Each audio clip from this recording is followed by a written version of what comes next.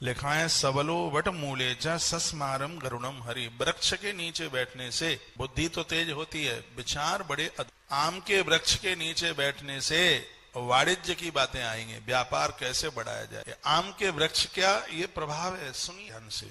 आप व्यापारी हैं, आप धन कमाने के लिए निकले हैं, थोड़ा आप आम्र वृक्ष के नीचे बैठे, आम के नीचे, तो इससे आपके अंदर का जो विचार है वो आपको सफलता देगा। ये आम का पेड़ बड़ा अद्भुत है, ग्रंथों में इसकी बड़ी महिमा का वर्णन किया गया है आम्र पेड़। और यदि आप डॉक्टर्स लोग हैं, आप कोई वैद्य वगैरह हैं, तो पीपल का जो वृक्ष है ये बहुत अद्भुत है, बहुत दिव्य है। और आप अध्यात्म जीवन जी रहे हैं तो वो बरगद का पेड़ है, बट का वृक्ष, वट वृक्ष, वरगद का वृक्ष। कोई समाधान चाहिए, कुछ विशेष कुछ करने को जा रहे हो, कुछ हटके करने को जा रहे हो, तो वट का वृक्ष है। राजा इंद्रधुम्न वो भी बरगद के पेड़ के ही नीचे बैठा था समुद्र की तरफ।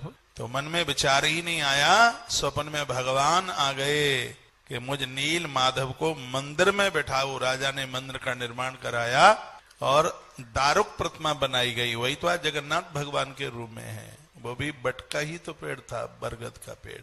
आज कृष्ण बलराम बरगद के वृक्ष के नीचे बैठे। लिखा है सबलो बट मूले च सस्मार गरुणम। पेड़ों का बहुत बड़ा विज्ञान है। वृक्षों से खूब प्रीति करो, पेड़ों के नीचे अब बैठोगे तो तब जब आपके आसपास होंगे। मैं तो कहता हूँ अपने टेरेस पर गमले लगा लो, उसमें भी ये पेड़ पौधे लगाई। मेरी बड़ी श्रद्धा है इनकी। कोई पेड़ काटता है तो मुझे तो ऐसा लगता है कि बिल्कुल गर्दन पर तलवार चल। पेड़ कटता बहुत दुख। पेड़ों को बचाइए, ये वृक्ष हमारा जीवन है, यही हमारा स्वास्थ्य है। इनके सानिध्य में बैठिए।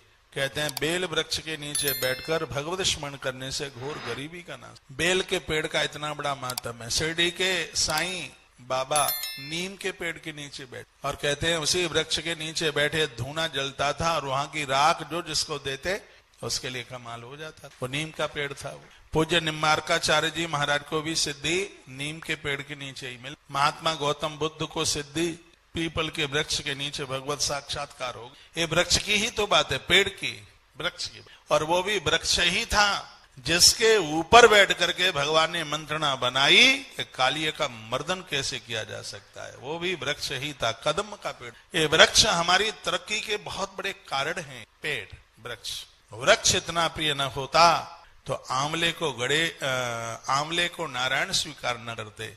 यदि वृक्ष इतना ही बढ़िया न होता तो बेल को महादेव स्वीकार न करते होते, समी को गणपति स्वीकार न करते होते, यदि इस वृक्ष की इतनी बड़ी महिमा न हो। पेड़ों का महात्म्य बहुत अद्भुत है, इसको काटिए नहीं। ये आपको समाधान करेंगे, ये आपका समाधान करेंगे। मैंने वो वन पर्व में महाभारत में पढ़ा है, जो भी कोई लोग वृक्ष लगाते हैं मरने के बाद ये बच्चे गया भले ही न जाए, लेकिन ये वृक्ष मनुष्य शरीर धारण करके अपने दाता के लिए पिंडदान करने के लिए पहुंचते हैं। श्री गया जी ये बहुत भोले भाले हैं, बहुत सीधे। हमारे लिए धूप में, गर्मी में, सर्दी में, वर्षा में इनके ऋण से तो हम कभी ऋण नहीं होते। इनको अपना हितैषी मानिए, इनको अपना परिवारिक जन मानिए, इनको काटिए। ये हमारे जीवन की रीढ़ की हड्डी है। ये हमें ऑक्सीजन दे रहे हैं, इनके द्वारा ही तो जीवन है। ये ना हो तो ये हमें फल देते हैं, लकड़ी देते हैं, छाप देते हैं। ये वृक्ष हमें औषधि देते हैं। पेड़ आज पूरे देश में पेड़ इतनी औषधि दे रहे हैं, ये पेड़ ना हो तो लोग मर जाएं बिल्कुल, लेकिन वह औषधि वृक्षों से मिले। बबूल भले ही कांटा लिए हुए, लेकिन बबूल की फली जो जमीन पर गिर गई है, 7 दिन गौमूत्र में डालकर उसे फिर छाव में सुखाकर फिर यदि उसका पाउडर लिया जाता है सुबह शाम गर्म पानी के साथ, ये फलियां गठिया को जड़ से खत्म। भले ही वो कांटे वाला पेड़ है, लेकिन हमें आरोग्यता दे, हमें स्वास्थ्य दे रहा है। दुनिया का एक भी पेड़ ऐसा नहीं है, एक भी पौधा ऐसा नहीं है, एक भी फूल ऐसा नहीं है जो इस मानव जीवन की रक्षा न। ये सब हमारी रक्षा में खड़े हुए, लेकिन यह लोग, ये इंसान, इनको बहुत कष्ट दे। ऐसा नहीं हो। देखो ये ब्रह्म विवत पुराण की कथा, सबलो बट मूले च सस्मारह गरुणम हरि। तो यहाँ पर बैठे हुए भगवान गोविंद और बलराम जी ने आह्वान किया। किस किस को बुलाया वहां?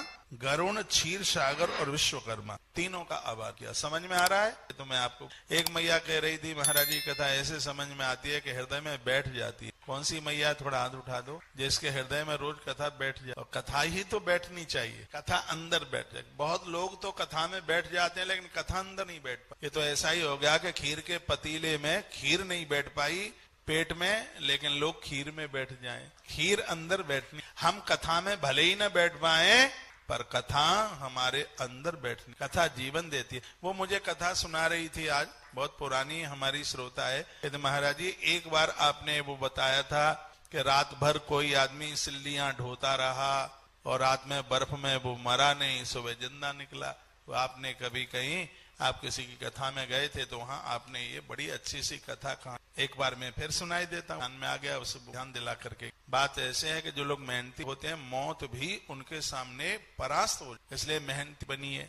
किसी व्यक्ति से बैठिए क्या, किसी व्यक्ति से बहुत बड़ी गलती हो गई थी तो वहां के राजा ने उसे मृत्यु दंड सुनाए, और मृत्यु दंड में क्या दंड दिया गया कि इसके कपड़े उतार करके एक कमरे में बंद कर दो और उसमें बर्फ की सिल्लियां रख दो और उसमें इसको पटक दो। रात्रि को बर्फ की सिल्लियों में गल करके खा, सर्दी का समय भारी बर्फ की सिल्लियां इकट्ठी करी और उस कमरे में भर दी और उसी में इसको बंद करके बाहर से ताला डाल दिया गया। राजा ने कहा कि मर जाएगा रात में, सुबह किवाड़ खोल करके फिर इसको उठाकर कहीं गाड़ देना या जला दे। तो उस व्यक्ति के कपड़े उतारे और अंदर उसमें पटक दिया, बाहर से ताला डाल दिया, सिल्लियां पड़ी हुई थी अंदर।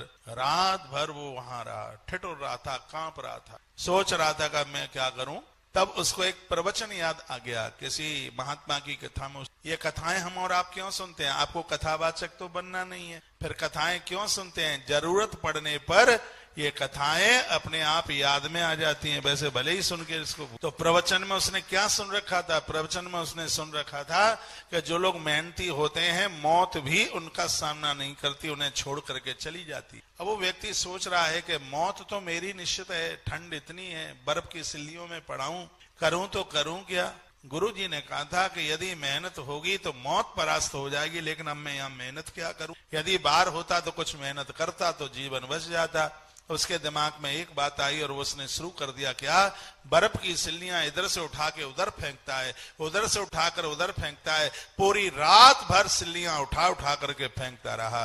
बर्फ की सिल्लियों के बीच में भी मेहनत इतनी करी कि उसकी देह में से पसीना, देह में से गर्मी निकलने लगी। 12 घंटे की रात, सवेरा हुआ, राजा ने कहा कि खोलो किवाड़, मर गया होगा। जाके किवाड़ खोले तो बर्फ की सिल्ली पर बैठा हुआ संगीत की धुनिया लहरियां मस्त हो बैठा। लोग दौड़ करके कहने लगे राजा साहब अचम्मा हो गया, मरने की बात कहते हैं। वो मुस्कुरा। राजा ने कहा एक बार उसे पकड़ कर, लोग उसे पकड़ करके लाए, देखा चेहरे पर मुस्कुराहट थी। तो राजा ने कहा कि मैं तेरी मौत को माफ करूंगा, बस ये राज बता दे, तू बर्फ की सिल्लियों में भी रह करके तू जिंदा क्यों? लोग बाहर थे तो आज रात की कड़कती हुई सर्दी में बहुत लोगों की हो गई, और तू बर्फ में भी, अंदर ठंड में तू जिंदा रहा, इसका राज क्या? उसने कहा राजा साहब पहले मैं आपको प्रणाम करता हूँ, फिर मैं ये राज बताता हूँ। वो कहता है कि मैं गुड़ी नहीं हूँ, मैं किसी अच्छे गुरु का चेला हूँ। मेरे गुरुजी ने मुझे कहा था बेटा मेहनती बनना,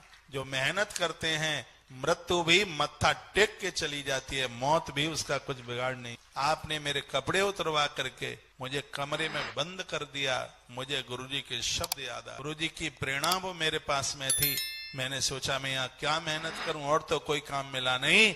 रात भर सिल्ली बर्फ की ढोता रहा, इधर से उधर पटकता रहा, उधर से उधर पटकता रहा, देह में इतनी गर्मी पसीना आया, मौत मुझे छोड़ करके चली गई। मैं जिंदा तुम मेहनती बनी, हर हर हर महादेव, पार्वती पति मेहनत करना बंद कर दोगे तो आप बूढ़े हो जाए और किसी काम के ही नहीं रहेंगे। जब तक शरीर में मूवमेंट है,